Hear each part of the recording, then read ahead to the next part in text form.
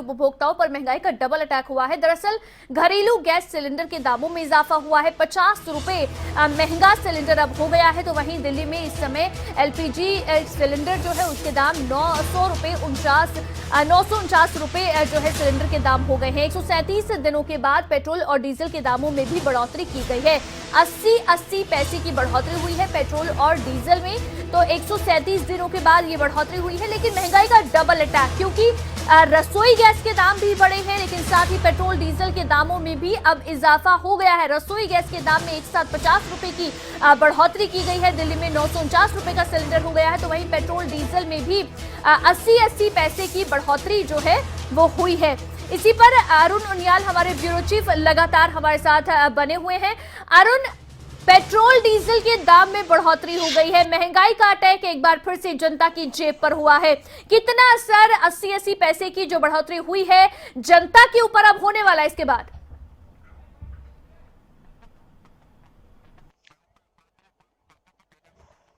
देखिए अवंतिका, बिल्कुल ये जो महंगाई का अटैक है ये पहले से माना जा रहा था कि 5 राज्यों के चुनावी नतीजे जब घोषित हो जाएंगे उसके बाद इस तरह का झटका लग सकता है। वो कौन सा दिन होगा ये नहीं पता था, लेकिन आज का ये वो दिन है जब देश की जनता को, हिमाचल की जनता को ये महंगाई का एक झटका, जोर का झटका धीरे से जरूर लगा है। क्योंकि अभी जो दाम बढ़ाए गए हैं और कहा यह जा रहा है एक्सपर्ट के द्वारा कि धीरे धीरे करके केंद्र सरकार वक्त वक्त पर इसी तरह की बढ़ोतरी थोड़े थोड़े पैसों की और कर सकती है। लेकिन हिमाचल प्रदेश की स्थिति पहले अवंतिका मैं आपको बता दूं।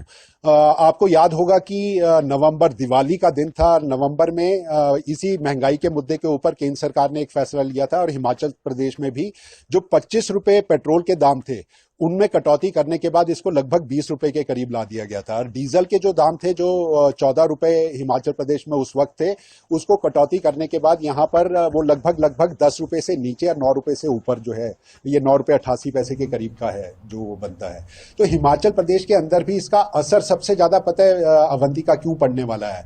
क्योंकि हिमाचल प्रदेश में ट्रांसपोर्टेशन जो है, यहाँ रेल का जो है नेटवर्क काफी ज्यादा नहीं है। यहाँ सबसे ज्यादा ट्रक लोड के ऊपर जो है हमारे जो भी दैनिक उपभोग की वस्तुएं हैं वो यहां पर आती हैं। और डीजल के दामों में कोई भी वृद्धि आम आदमी के लिए महंगाई की सौगात लेकर आती है। और यही वो चीज है जो जब भी कभी इस तरह के दाम बढ़ते हैं तो हिमाचल के लोगों की चिंता महंगाई की और ज्यादा इसलिए बढ़ जाती है क्योंकि यहाँ पर ट्रांसपोर्टेशन पूरा का पूरा डीजल के ऊपर निर्भर करता है।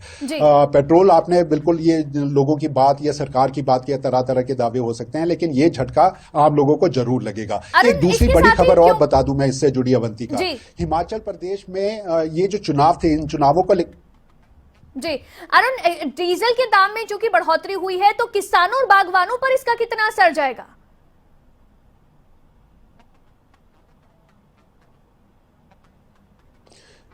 देखिए अवंतिका, दोनों तरफ का फर्क है। किसान, बागवान अगर अपना कोई भी उत्पाद को लेकर बाजार में जाते हैं तो उनको उसके वजह से अपना महंगा जो रेट है बाजार तक पहुंचाने का वो देने पड़ता है। यानी किसान, बागवान भी परेशान होंगे और खास तौर पर उपभोक्ता जो डेली नीड का सामान लेना चाहते हैं। मैं बार बार कह रहा हूं क्योंकि ट्रांसपोर्टेशन हमारे यहाँ पर ट्रक लोड के ऊपर होता है, रेल नेटवर्क है नहीं और कोई व्यवस्थाएं है नहीं, तो डीजल के दाम का बढ़ना सीधा सीधा महंगाई का एक असर डालता है। लेकिन एक बड़ी खबर जिसके बारे में मैं अवंतिका बात कर रहा हूँ, 5 राज्यों के चुनाव के दृष्टिगत केंद्र सरकार की तरफ से यह फैसला लिया गया था।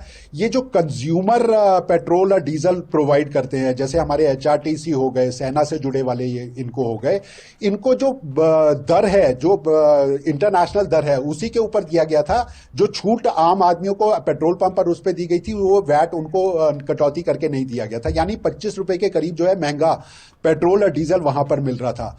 और आज हिमाचल की हालत ऐसी है, ऐसे में कई पेट्रोल पंप जो सरकारी डिपो से जुड़े हैं वो आम पेट्रोल पंप से पेट्रोल और डीजल लेने के बाद अपनी व्यवस्थाओं को पूरा कर रहे हैं और कई बंद के कगार पर हैं। तो ये एक बड़ी चीज है जिस खबर की तरफ सबकी नजर नहीं है। लेकिन ये एक ऐसा फैसला था केंद्र सरकार का, आम आदमी को चुभन ना हो उसके ऊपर भी कई पेट्रोल पंप और डीजल जो है ये सरकारी उपभोक्ता वाले वो बंद पड़े। यानी ये माना जाए कि ये जो बढ़ोतरी हुई है पेट्रोल डीजल के दाम में, ये सिर्फ वाहन चालकों तक सीमित नहीं रहेगी बल्कि आम लोगों की जेब तक जो है इसका असर पहुंचेगा, क्योंकि जाहिर तौर पर ट्रांसपोर्टेशन कॉस्ट जब बढ़ेगी तो इसका सभी चीजों पर जो है असर कहीं ना कहीं आएगा। बहुत शुक्रिया अरुण, तमाम जानकारी आपने दी है। लेकिन इस समय महंगाई का ये जो अटैक हुआ है, महंगाई इसके बाद बढ़ने वाली है, ये एक संकेत जो है वो निकलकर जरूर सामने आ रहे हैं। लेकिन अलग अलग शहरों में क्या दाम इस समय पेट्रोल डीजल के हो गए हैं इस बढ़ोतरी के बाद, ये हम आपको ग्राफिक्स के जरिए दिखा रहे हैं। इस समय मुंबई में 110 के पार देखिए पेट्रोल पहुंच गया है, तो डीजल जो है वो 95 रुपए हो गया है। इसके अलावा कोलकाता में 105 रुपए 51 पैसे पेट्रोल है, तो डीजल 90 रुपए से ज्यादा का हो गया। सबसे ज्यादा मुंबई में पेट्रोल के दाम जो है वो पहुंचे हुए हैं।